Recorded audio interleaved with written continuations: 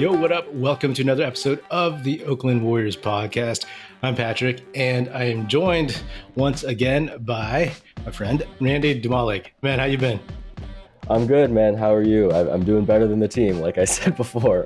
Yeah. It's been a tough watch. I mean, 0-5 road trips. Normally, there's no good way to take that. The change needs to be made. I think the team knows it. The fans know it. This will be fun to talk about. Yeah.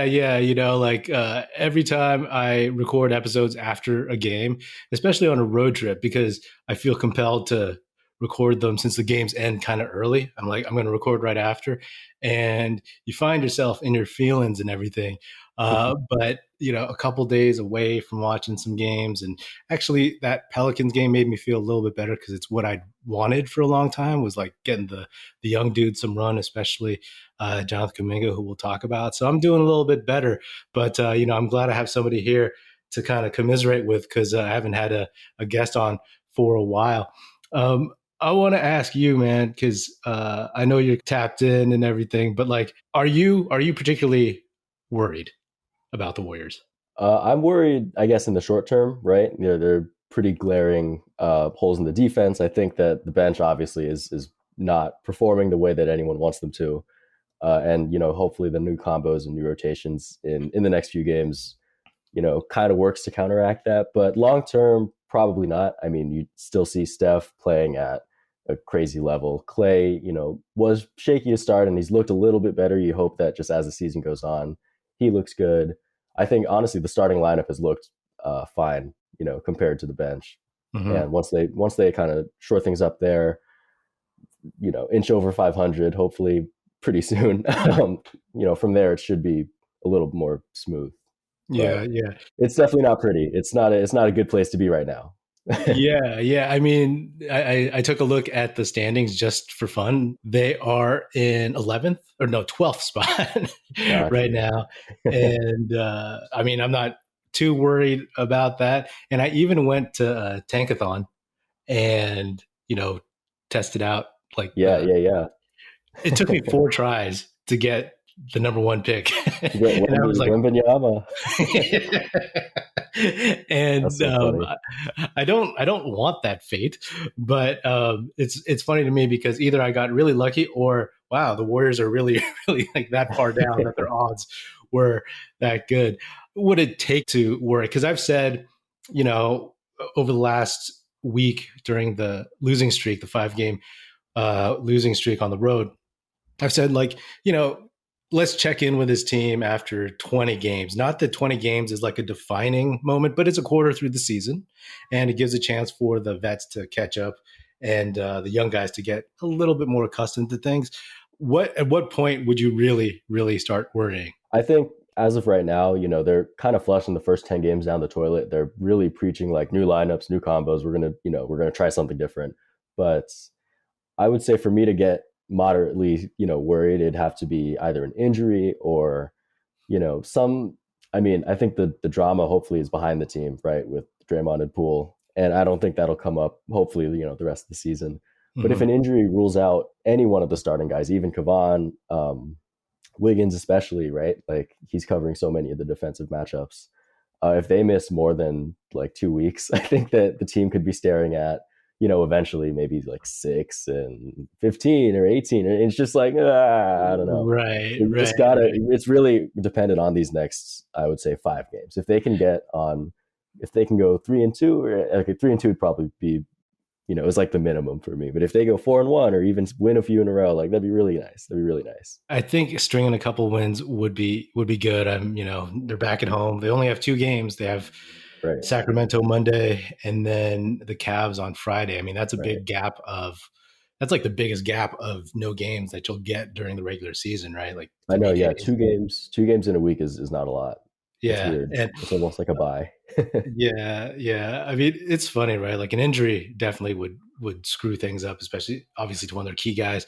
And it's one of those things, man, what if this team ended up being like a 6 or a playing team? Can you imagine facing this team if they get healthy? I mean, it's wild, and it really makes you realize with this particular season, how long an 82 game season is, because Right. all the other teams, right, who haven't won recently, it's really about like, you know, proving ourselves and getting to the Right. playoffs, or for someone like the Mavs or the Suns, like getting to the finals and winning, or whatever. For the Warriors, it's like, okay, you know, like it's a different kind of pacing that and I find the season really really unique.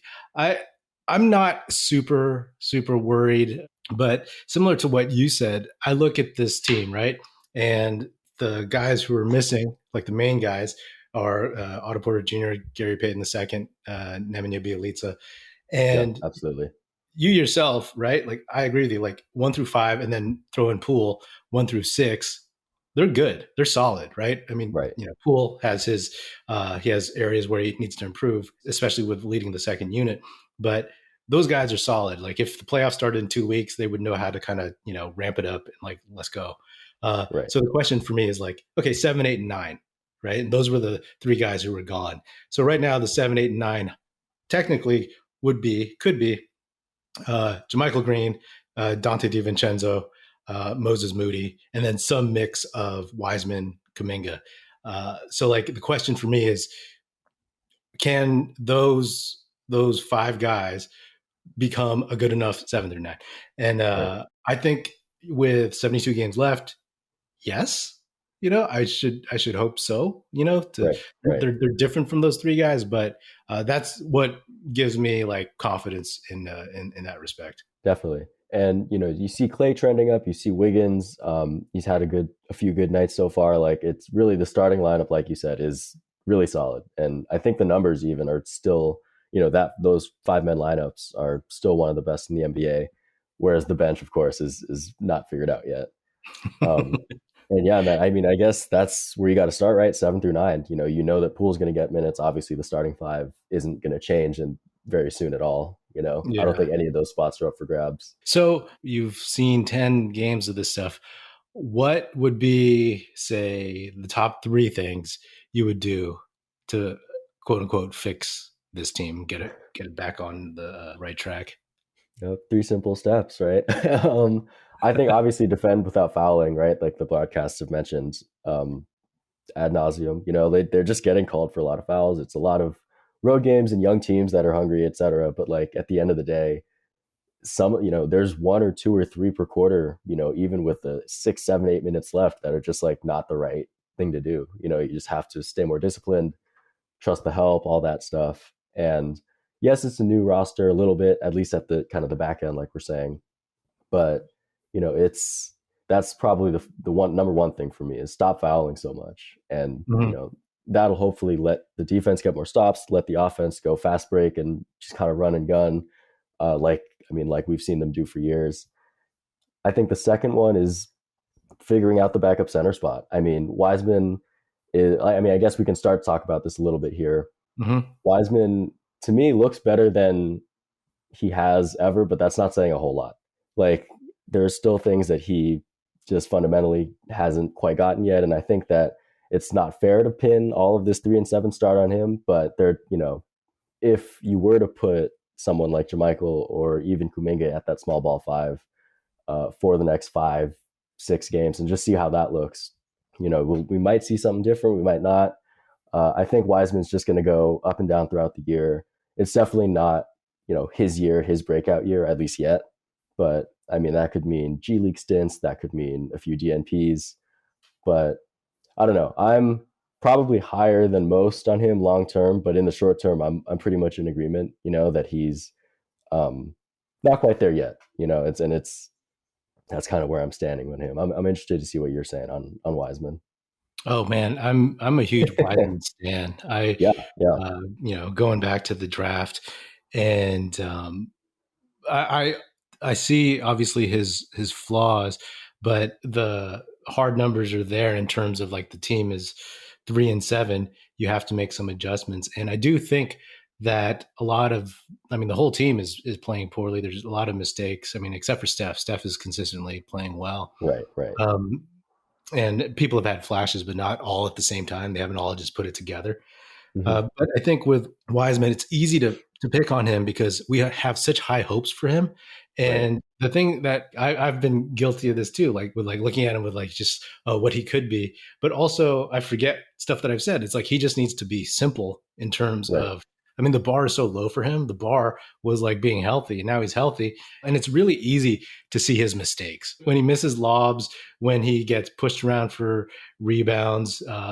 That Sometimes the screens are just kind of half-assed or just not quite placed or timed right.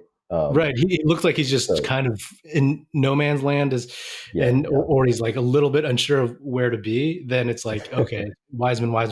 But, people are making mistakes everywhere, but I believe in him still. Absolutely. As long yeah, as he's healthy, and that's for the long term. I think he can, improve, but I also just, I love Kuminga, and I wasn't sure why he wasn't playing. I mean, I understood yeah, where he was behind everybody in terms of depth chart, right? Like Moody's in front of him, Wiseman's in front of him, JaMychal Green's in front of him. But I'm right, like, after that Pelicans game, you have to find minutes for him because we don't have as many guys putting pressure on the rim. We don't have as many athletic dudes. Last year, the Warriors had tons of I was like, whoa, there's a lot of dunkers on this team, right? Like right, right. Kuminga, Gary Payton, JTA, Andrew Wiggins.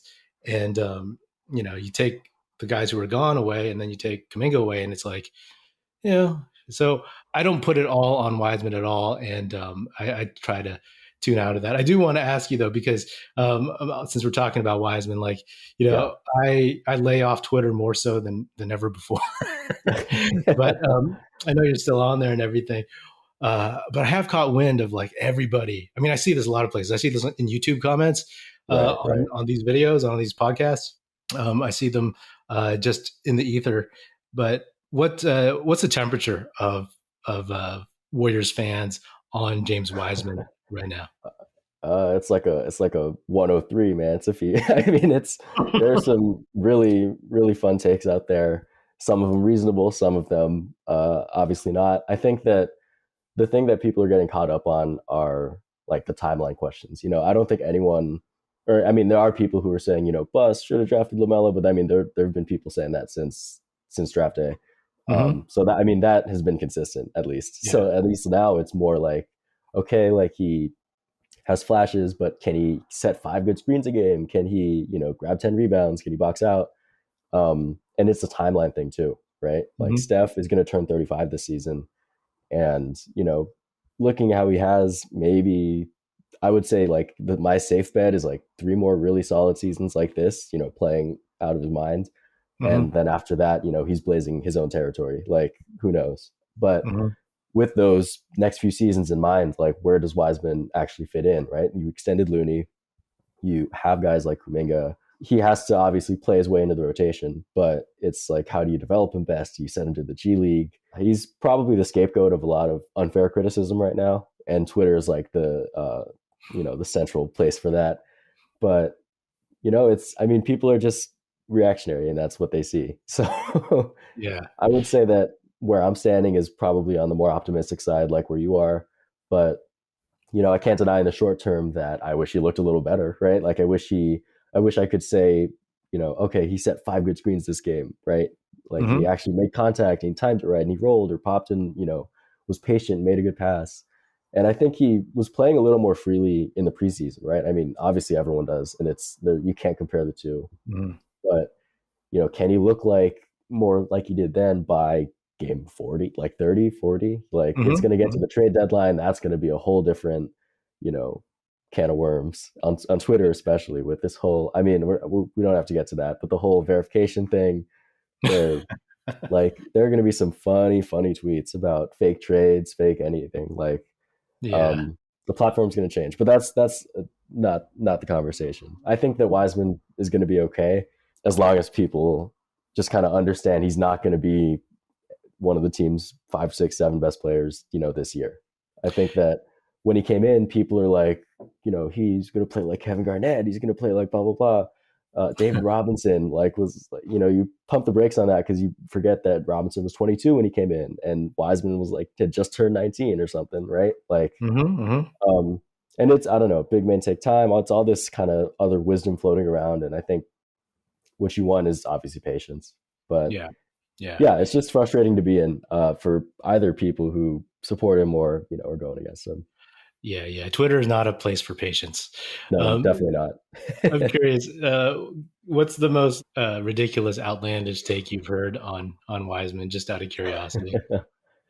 um, I don't know. I feel like we've gotten so used to him, right? It's like we could have drafted. I mean, I like Okongwu actually. I won't even throw his name under the bus. Okongwu's cool, but Yeah, I mean, there are a lot of people who are like, we could have traded the pick. We should have tanked this year. Like this, right. we tanked in the wrong season. Like, um, and it's just funny to see. I think that it'll be a theme throughout the season. Unless he starts playing a lot better, really, really, really quickly. I think Yeah. that it's just going to be annoying. It'll be there. It's going to be the same thing as like when Wiggins first came and he hadn't necessarily proven himself yet, right? Hmm. Um, it took a while for people to warm up to Wiggs, and we'll see. Yeah. I think with Wiseman, it's going to be interesting, right? Because as we know, he just played a little over half of an NBA season. Right. I think he Officially. just passed like the 50 game mark, if even. Like Yeah, I think he's about 40 or 50 games in total. he is. What he played 39, so he's 49 in, right? Okay. Yeah. And I not to give him like a huge excuse or to be an apologist, but like I think that this is his first time on a road trip with fans. People are coming at him different. I've talked about this before, and I've talked to people in YouTube comments about this, but like, I watched for him playing Isaiah Stewart because they Yeah. came up together, and Stewart is kind of the exact opposite of Wiseman, and I had no Right. idea Isaiah Stewart could shoot threes so well. That's unbelievable. Uh, That's funny. but yeah, I think hopefully when he gets home, against Sac, he looks better. More comfortable. Right. Sacramento has guys that he can play well against. I'm Right. curious to see if he gets minutes. Mobley. Yeah, Yes, it's against the Mobley, Cavs Jared Allen. and Yeah, Jared that'll be a Allen. fun matchup. I've always been a big fan of like looking at matchups, right? In terms of like if I'm going Definitely. to watch a game. So that's something I've circled since last season when I thought Wiseman's going to come back early. These Yeah. two number two picks, right? And now I'm like, oh, I'm not as excited. I mean, I'm looking forward to it, but I'm like Yeah. anxious. You know what I mean? Uh-huh. I'm actually I'm a little Yeah. bit nervous to see how he's going to look. But the things that make Wiseman good are still there. But Right. like just he's everybody talks about how big he is, but you see him out there, he doesn't look like he knows how to use his strength yet, and he's still a little bit more narrow. Right. If you see him out there versus like Valanciunas or something, right? Right. Right. Right. And Steven Adams or what. exactly, exactly. So you caught some of the Pelicans game. What are your thoughts on on Jonathan Kuminga at this point? Yeah.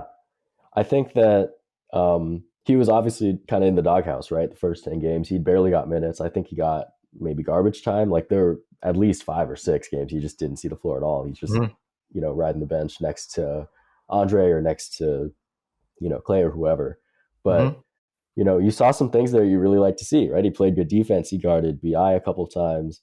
He made, a couple tough shots and good cuts. I think if anything, that game was as much Kuminga's game as it was someone like Ty Jerome or Anthony Lamb, who are again not guys you would necessarily pencil in as big contributors on this Warriors team. But at this time last year, we were saying the same thing about Gary Payton or Otto. Like those guys were coming off injuries, and I don't know. It's you almost look at it as Dante and Jermichael Green were looked at as kind of the veterans coming in, but then you have Mm-hmm. guys like Jerome and Anthony Lamb come in too, and it's like, okay, I mean, you guys can add something. You guys have something to contribute, and I thought they had really good games as well. It was interesting to see Lamb space the floor so much. I think he Yeah, hit 3 4 threes or something. yeah, Um, that was great. I think Jerome is like Steve Kerr's like in a vacuum. Steve Kerr's like favorite player. He just plays like such a right. Steve Kerr system guy. Um, and he plays in a way like that really agrees, I guess, with how the team wants to play. But Yeah. I think those 3 guys, I think, are probably headed for a few extended looks in the next few games too. If that means playing less Michael, if that means playing a little less Wiseman, who knows? NBA fans, the wait is over. Basketball is back, so tip off the season with DraftKings Sportsbook, an official sports betting partner of the NBA. New customers can make any $5 NBA moneyline bet and get $200 in free bets if your team wins. Check this out. In addition to the usual bets, everyone can boost their winnings up to 100% with DraftKings stepped up same game parlays. Go to the DraftKings Sportsbook app, opt in, and place a stepped up same game parlay today. With payouts bigger than ever, DraftKings Sportsbook is where I go to bet on the NBA. Obviously, I ride or die with your Golden State Warriors. Download the DraftKings Sportsbook app now. Use promo code TBPN. Make any $5 bet this week and get $200 in free bets if your team wins. Only at DraftKings Sportsbook with promo code TBPN. Minimum age and eligibility restrictions apply. See show notes for details. To get coming in the lineup, who would you peel minutes away from? I think right now it's probably Michael Green. You know, he's had a couple good plays. He's flashed a little bit of like doing the dirty work, like he had said in the offseason, but he still hasn't quite found his shot. There are still some times where you just, you envision a different look and you just, you throw Kuminga in there at his spot, kind of at the small ball five, and hopefully with a little more spacing around him, right? Mm-hmm. That will allow him to cut and free up space. I'd say JaMychal. What about you? I know that he actually will probably eat some of Wiseman's minutes. I don't think they'll play together. I hope they will play together. And if they do, I hope we're up 20. Like you'll definitely see them if they're up 20, if they're ever up 20 again. Dude, I know it feels like so long.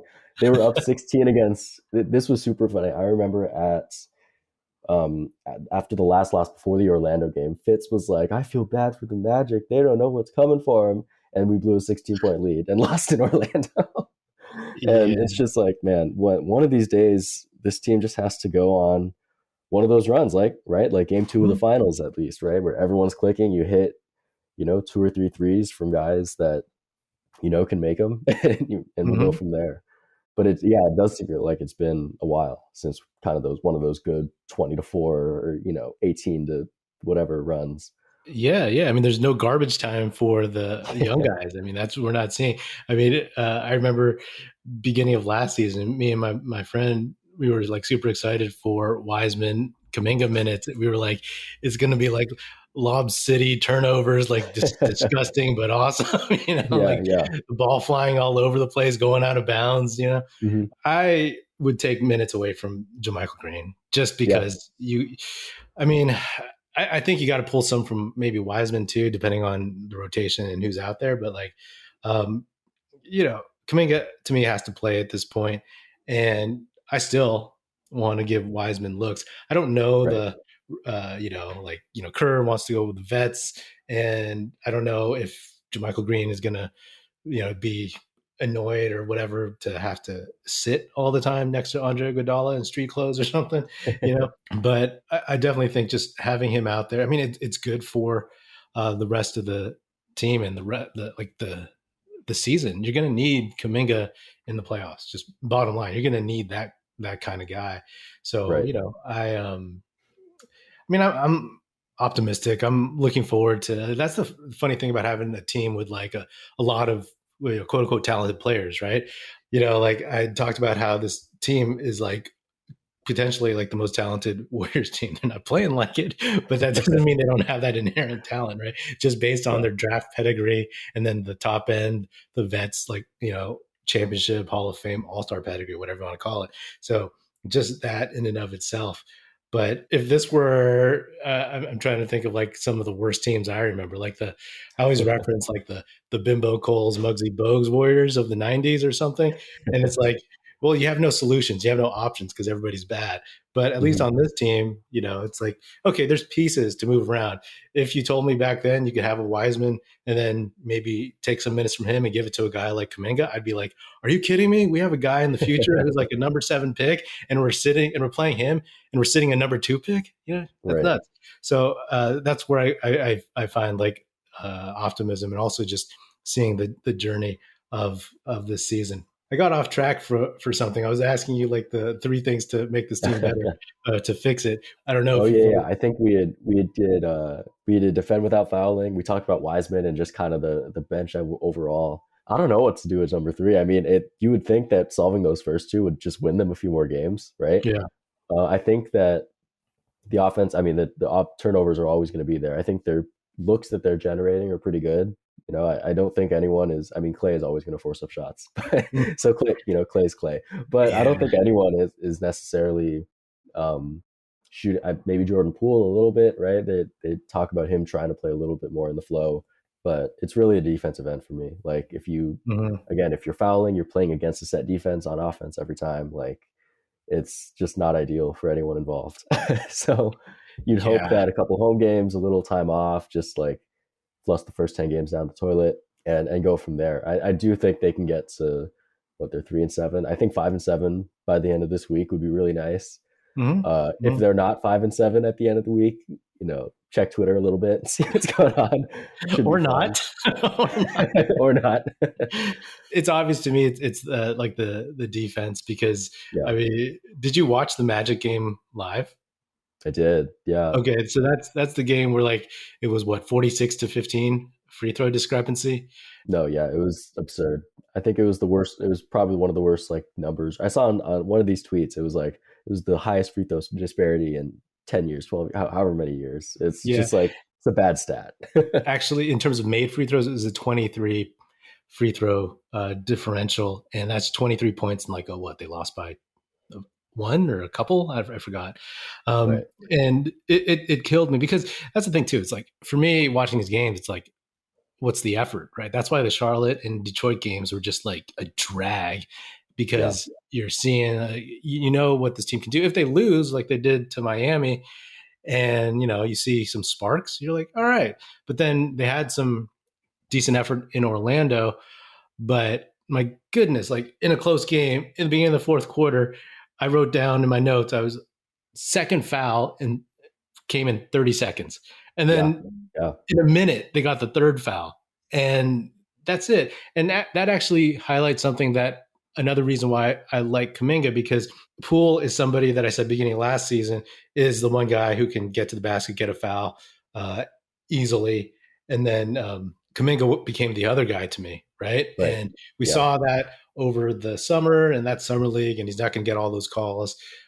He didn't get all of them, of course, in New Orleans, but he's a guy who can do that, and you need to get. I mean, that's part of the game, right? Getting the other team in foul trouble, getting to the bonus sooner. The Warriors have great free throw shooters overall. Even Hmm. Wiseman shoots decently from the line, Right. and I think having that when they're struggling or when they're playing bad defense, and it helps them set their defense and everything. It slows the game down in some respect.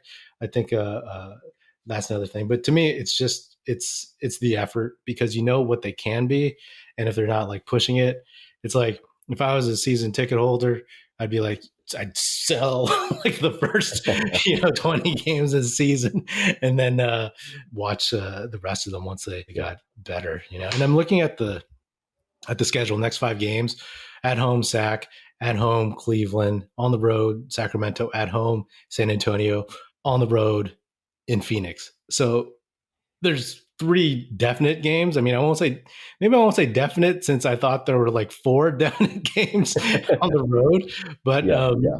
there's 3 winnable games. I think the Cavs game is the one that's going to be really, really telling, assuming the Yeah. Warriors win the Kings game. If they lose that one, then yeah.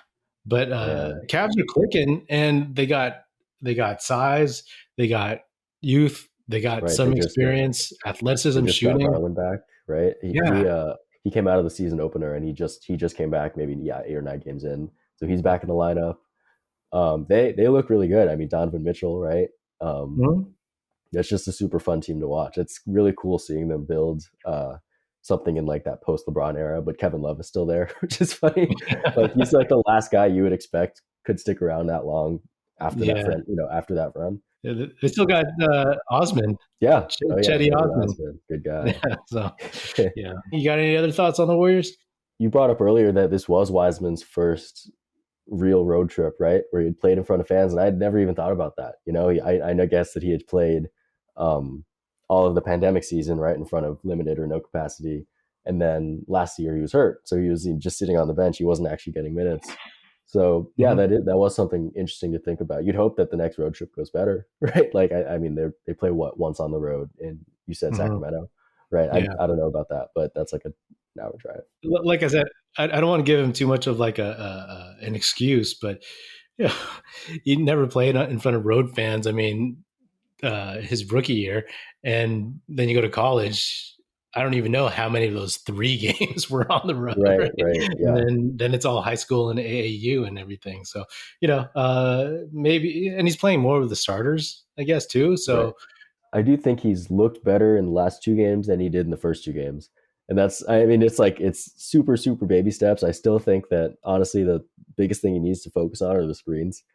Like, if I mm, can, again, set 5 good screens, like 5 good screens a game, that's it. He's only going to be playing like 10, 12 minutes. Just like execute a couple of them right and just get yeah, going. Like you're saying, like, it's so easy to envision them playing well, of course, right? But getting there is the tough part, and finding out which combos work.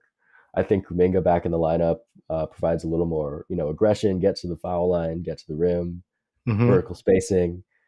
And yeah, that's what I'm looking for in the next like 5 games. If we're hmm. talking and the team is 6-20, we'll have a different conversation. But let's see these next few games. I hope they can inch over 500. And yeah, man, I'm Yeah, feeling optimistic after a couple of days since the last game, right? yeah, Like yeah. after last game, I think I tweeted like Victor Wembanyama, Golden State Warrior, like just for fun, like um, because they're 3-7. It's what you want to talk about. It's man, they look bad, but we'll Yeah. see how they do. And you trust the guys. You trust the guys who just won a championship, right? Less than 4 months ago, right? Hmm, hmm.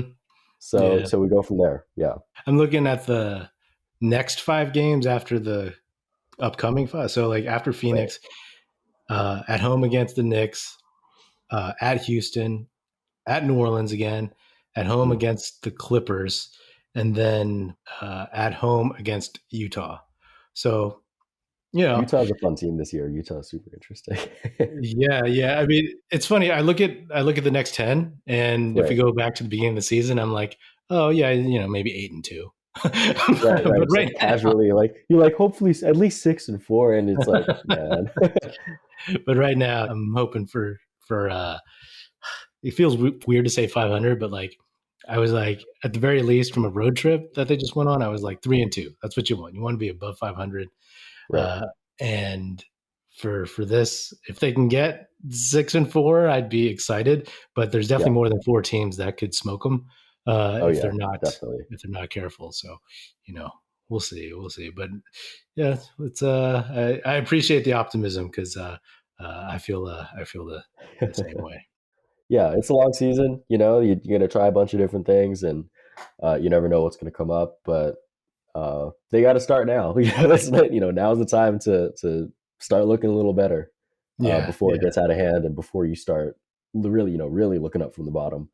Cool, man. Well, thank you for coming on once again, dude. Appreciate you, Ed. Yeah. Well, where do people find you? I'm on Twitter at random MBA, RANDUM. It's my first and last names combined, and then MBA. Yep, Cool. let's talk hoops. All right, man. You guys should find Randy on Twitter because he's prolific. that's how Oh that's man, how I found is him, that man. how I want to be described? I guess, right? He's like I don't know. He's like Steph Curry on Twitter. But Yep. all right, man. That is another episode of the Oakland Warriors podcast. Be sure to subscribe wherever you get your podcast. Feel free to hit me up on Twitter at Patrick E. Pino or at Oakland Warriors. Check out our YouTube channel where you can watch this episode, youtube.com/Oakland Warriors. Check us out at oaklandwarriors.com and be sure to tell your fellow Warrior fan friends to tune in and listen. The Oakland Warriors podcast is produced by National Film Society and is a part of the Basketball Podcast Network. And if you're so inclined, please do leave us a 5-star rating on Spotify and Apple Podcasts. And if you want to leave us a nice review saying good stuff about the show on Apple Podcasts, that would be hugely appreciated, and it would be very, very helpful. Thanks. That's it. Music in this episode provided by Paper Sun. Special thanks to Paul Amardo for production support. See you next time, and go Dubs.